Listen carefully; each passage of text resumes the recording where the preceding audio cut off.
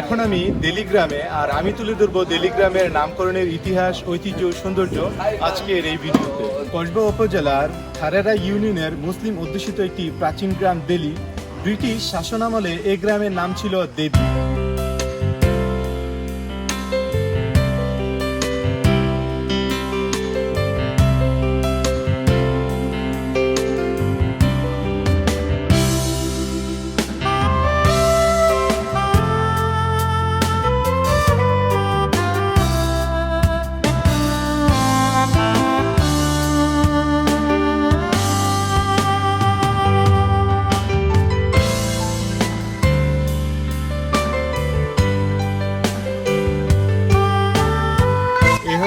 দিল্লি পাতাশার উচ্চ বিদ্যালয়, এবং এই উচ্চ বিদ্যালয়টি কিন্তু 1970 সালে প্রতিষ্ঠিত হয়েছে। অর্থাৎ 1970 সাল থেকে কিন্তু এই দিল্লি পাতাশা সহ আশেপাশের 4-5টা গ্রামের উচ্চ মাধ্যমিক শিক্ষা সম্পূর্ণ করছে, এবং এই এলাকার শিক্ষাক্ষেত্রে এই দিল্লি পাতাশার উচ্চ বিদ্যালয়ের গুরুত্বপূর্ণ ভূমিকা রয়েছে। এবং এই বিদ্যালয়ের কিন্তু শত শত ছাত্রছাত্রী, ডাক্তার, ইঞ্জিনিয়ার এবং সরকারি বেসরকারি কর্মকর্তা রয়েছেন। দিল্লি উচ্চ বিদ্যালয়ের পাশেই কিন্তু আমার পিছনে দিল্লি সরকারি প্রাথমিক বিদ্যালয়, অর্থাৎ দিল্লি পাতাশা সরকারি প্রাথমিক বিদ্যালয় রয়েছে। ছোট ছোট ছেলে মেয়েরা যখন প্রাথমিক শিক্ষা গ্রহণ করতে আসে, এবং সেই জায়গা থেকে একই জায়গা থেকে কিন্তু মাধ্যমিক শিক্ষা সম্পূর্ণ হয়ে তারা বেরিয়ে যায়।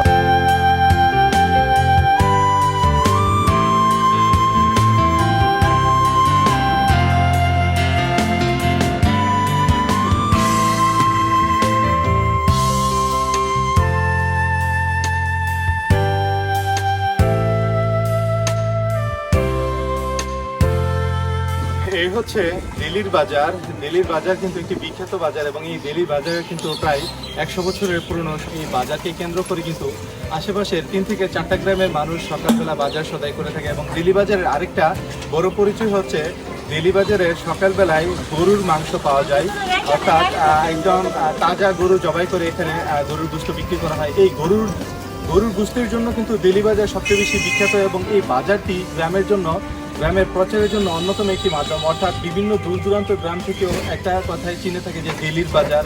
হ্যাঁ, সেই ক্ষেত্রে দিল্লির বাজার কিন্তু আসলে একটি ঐতিহ্য, এবং দিল্লি গ্রামের জন্য এটা একটা গর্বের বিষয়, এবং গ্রামের এটা একটা প্রচার মাধ্যম।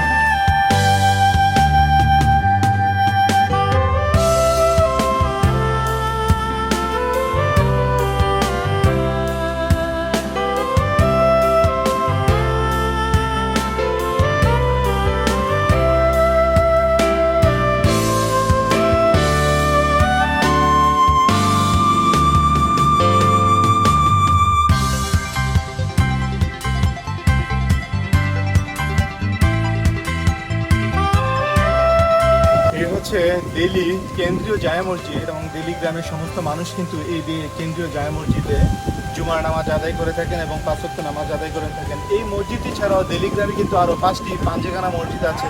অর্থাৎ দিল্লি গ্রামে মোট 6টি মসজিদ। 6টির মধ্যে একটি হচ্ছে কেন্দ্রীয় জামে মসজিদ, আর বাকিগুলা পাঞ্জেখানা জামে মসজিদ।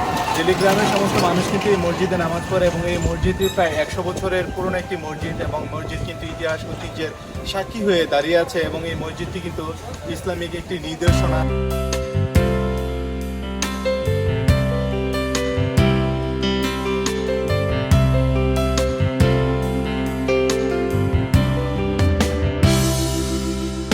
কবি ও গবেষক ডক্টর এস.এম. শাহানুর হতে প্রণীত কসবা উপজেলার ইতিবৃত্ত থেকে জানা যায়, কোনো এক সময় এই গ্রামের চারপাশে এবং জমি জমাতে প্রচুর পরিমাণ মাটির ডেলা পাওয়া যেত।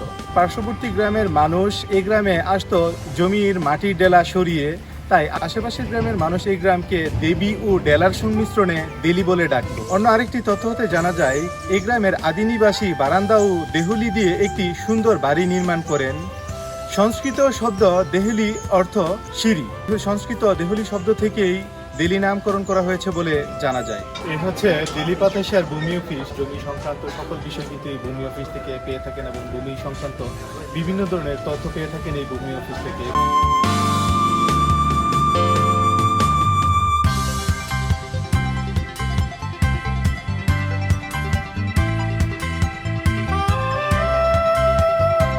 এক নজরে দিল্লি গ্রাম জনসংখ্যা 6000, শিক্ষার হার 70%, দরিদ্রতার হার 5%।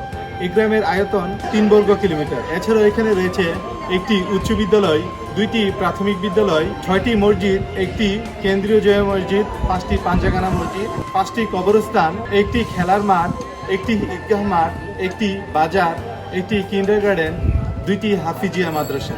এ হচ্ছে দিল্লি হামিদা খাতুন মাদিনাতুল উলুম হাফিজিয়া মাদ্রাসা, এবং এই মাদ্রাসাতে কিন্তু ছোট ছোট ছেলেমেয়েরা কোরআনের শিক্ষা শিখছে এবং এখান থেকে কোরআনের শিক্ষা তারা গ্রহণ করে বিভিন্ন মসজিদ মাদ্রাসাতে কিন্তু ইমামতি করছে, শিক্ষকতা করছে।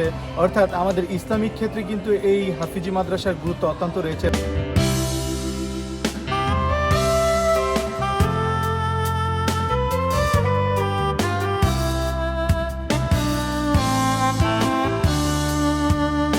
সীমানা এ গ্রামের উত্তরে মান্দারপুর, দক্ষিণে খারেরা ও সোনারগাঁও, পূর্বে শিকারপুর, পশ্চিমে পাতাশিয়া গ্রাম।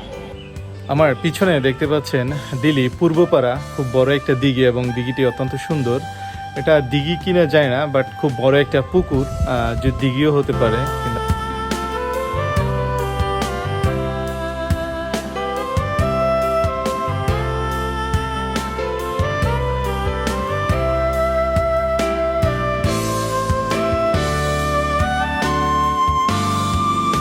পূর্বপাড়া পাঞ্জাগানা জামে মসজিদ, এবং এই মসজিদে দিল্লি গ্রামের পূর্বপাড়ার মুসলমান ভাইয়েরা নামাজ আদায় করে থাকেন, এবং তার ঠিক এই পাশে হচ্ছে দিল্লি পূর্বপাড়া সরকারি প্রাথমিক বিদ্যালয়। আর এই বিদ্যালয়টি 1999 সালে প্রতিষ্ঠিত হয়েছে।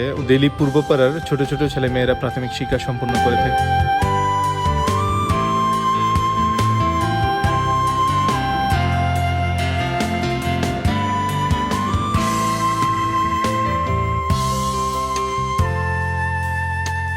দিল্লি গ্রামটি অত্যন্ত সুন্দর একটি গ্রাম, এবং এই গ্রামের মানুষই কিন্তু অত্যন্ত সুন্দর, এবং এই গ্রামের মানুষ সবাই মিলেমিশে চলেন এবং সবাই এর মধ্যে একটা সম্প্রীতি বন্ধন কাজ করে। এই গ্রাম কিন্তু শিক্ষা দীক্ষা সংস্কৃতি সব দিক দিয়ে কিন্তু এই গ্রাম সর্বদিক দিয়ে এগিয়ে, এবং এই গ্রামের মসজিদ, রাস্তাঘাট এবং এই গ্রামের বাড়িঘরগুলো কিন্তু অত্যন্ত উন্নত, এবং এই গ্রামে রয়েছে অসংখ্য সরকারি বেসরকারি চাকরিজীবী, এবং রয়েছে এই গ্রামের বহু ছেলে আছে প্রবাসী থেকে দেশে রেমিটেন্স পাঠিয়ে দেশের অর্থনৈতিক অবস্থাকে চাঙ্গা করছে এবং গ্রামকে উন্নত করছে, এবং তারা নিজেরাও স্বাবলম্বী হচ্ছে। দিল্লি কেন্দ্রীয় জামে মসজিদের পাশেই কিন্তু রয়েছে একটি পুকুর, এবং মসজিদের সামনে খুব সুন্দর পুকুর ঘাট, এবং ঘাট সহ পুকুরটি কিন্তু অত্যন্ত সুন্দর। অর্থাৎ মসজিদে যে মুসল্লি ভাইয়েরা আসেন নামাজ পড়তে, তারা সবাই কিন্তু এই পুকুর থেকে উজু করে থাকেন।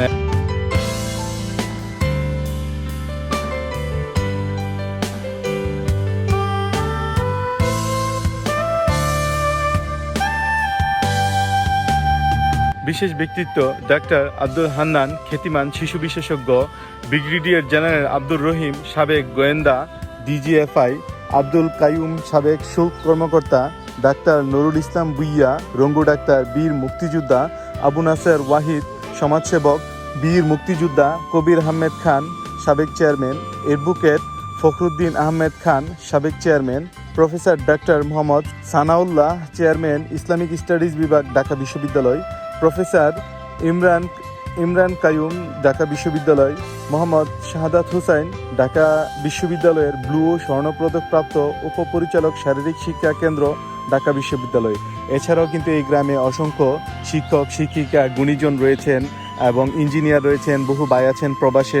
এছাড়াও এই গ্রামে বহু গুণীজ্ঞানী ব্যক্তিবর্গ আছেন যারা এই গ্রামকে আলোকিত করেছেন এবং গ্রামের আলো বিভিন্নভাবে ছড়াচ্ছেন। ভিডিওটি যদি ভালো লেগে থাকে তাহলে লাইক করবেন, শেয়ার করবেন, আর যদি এরকম আরও ভিডিও পেতে চান তাহলে আমার পেজটিকে ফলো করুন, আর যদি ভিডিওটি ইউটিউবে দেখতে চান তাহলে আমার ইউটিউব চ্যানেলটিকে সাবস্ক্রাইব করুন। ধন্যবাদ।